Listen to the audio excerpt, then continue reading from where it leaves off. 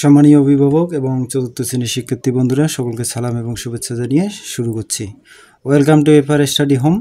তো বন্ধুরা, তোমাদের ষষ্ঠ অধ্যায়ের গাণিতিক ভিত্তিক যে অধ্যায়টা আছে সেখানকার 70 পৃষ্ঠায় দেখো, আমি 70 এবং 71-এর 3টি সমস্যা নিয়ে আজকে আলোচনা করব। দেখো, এখানে লেখা আছে তোমার কাছে 21টি বড়ই ছিল, যা থেকে কিছু বড়ই বন্ধুরা খেয়ে ফেলায় আর 14টি অবশিষ্ট আছে। আচ্ছা, এই যে কিছু কিছু বড়াই মানে কয়টি বড়াই খেয়ে ফেলছে সেটার নেই। তাইলে যে বলছে এখানে 1 নম্বর, খেয়ে ফেলা বড়াইয়ের সংখ্যা এই খালি ঘর ধরে একটি গাণিতিক বাক্য লেখো। তাহলে বড়াই ছিল 21টি, তাই না? এই যে দেখো, খেয়ে ফেলা ধরি খেয়ে ফেলা বড়াইয়ের সংখ্যা খালি ঘর। আচ্ছা, গাণিতিক বাক্যটা কি হবে? আমাদের বড়াই ছিল কয়টা? 21টি। সেখান থেকে খেয়ে ফেলছে, এই খালি ঘর খেয়ে ফেলছে, তাহলে খালি ঘরটা আমি বাদ দিলাম, বিয়োগ খালি ঘর সমান 14। তাহলে এটা আমাদের 1 নম্বরের সমাধান হয়ে গেল। গাণিতিক বাক্যটা আমরা লিখলাম। এখন 2 নম্বর সমাধান, অজানা সংখ্যাটি নির্ণয় করো। আচ্ছা, তাহলে 1 নং হতে পাই, এই যে গাণিতিক বাক্যটা লিখলাম 21 বিয়োগ খালি ঘর। আচ্ছা, এখানে দেখো, এই যে সমান আছে, এটা বাম পক্ষ, এটা ডান পক্ষ।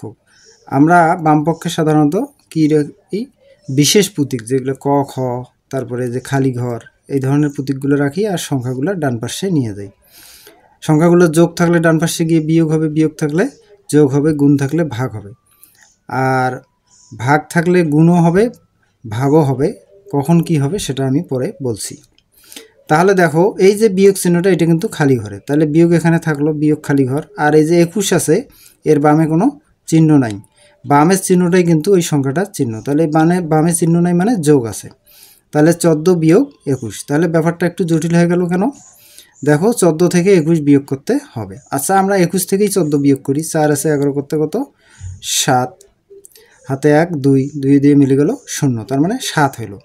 দেখো, আমরা বিয়োগফলটা 7 লিখলাম, কিন্তু এই যে বড় চিহ্ন যে বিয়োগটা ছিল, এই জন্য আমরা বিয়োগটা এখানে লিখে দিলাম। এখন এই যে এই বিয়োগ, এই যে এইখানকার বিয়োগ আর এই বিয়োগটা কেটে দেবো, অতএব খালি ঘর সমান 7। তাহলে অতএব অজানা সংখ্যাটি হলো 7। তো এবার আমরা পরের অঙ্কটি দেখি। বন্ধুরা দেখো, এখানে কি বলছে? 32টি রুটি কয়েকজন লোকের মাঝে সমানভাবে ভাগ করে দেওয়া হলো, যাতে প্রত্যেকে 8টি করে রুটি পায়।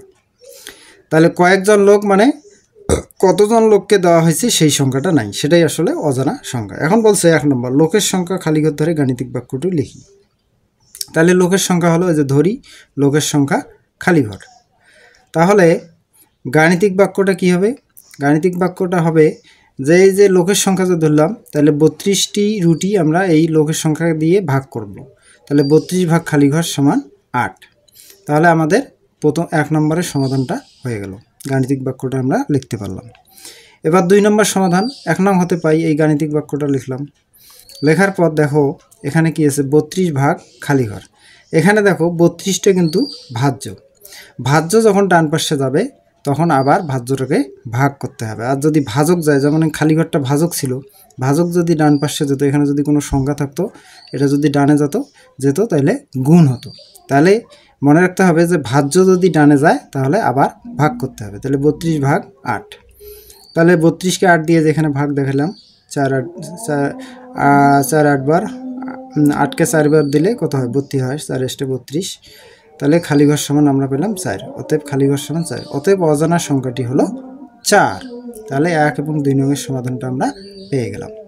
এবার আমরা বাকি অঙ্কটা দেখব।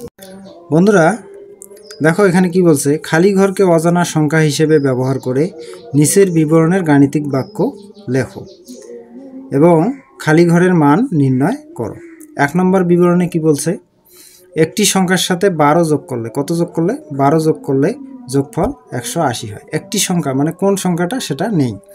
তাহলে ধরি সংখ্যাটি হলো খালি ঘর, ঠিক আছে? তাহলে এই সংখ্যার সাথে 12 যোগ করতে হবে, তাহলে খালি ঘর যোগ 12 সমান 180। তাহলে গাণিতিক বাক্যটা হচ্ছে খালি ঘর যোগ 12 সমান 180। এখান থেকে আবার আমাদের মানটা নির্ণয় করতে হবে। তাহলে দেখো, এই খালি ঘর থাকলো, এই যে সংখ্যাটা ডানে যাবে, সংখ্যা ছিল যোগ, এটা ডানে গিয়ে বিয়োগ হবে। তাহলে 180 থেকে এই যে আমরা 2 আছে 10 করতে 8 হাতে 1 হলো 2 তাহলে 6 তাহলে হলো 168 হলো, তাই না? তাহলে বা খালি ঘর সমান 168। অতএব খালি ঘরের মান হলো 100, খালি ঘর সমান 168, অতএব খালি ঘরের মান হচ্ছে 168। আচ্ছা, দ্বিতীয়টা কি বলছে? দ্বিতীয় বিবরণটা একটি সংখ্যার সাথে 15 গুণ করলে গুণফল 270 হয়। তাহলে ধরি সংখ্যাটি খালি ঘর, তাহলে গাণিতিক বাক্যটা কি হবে?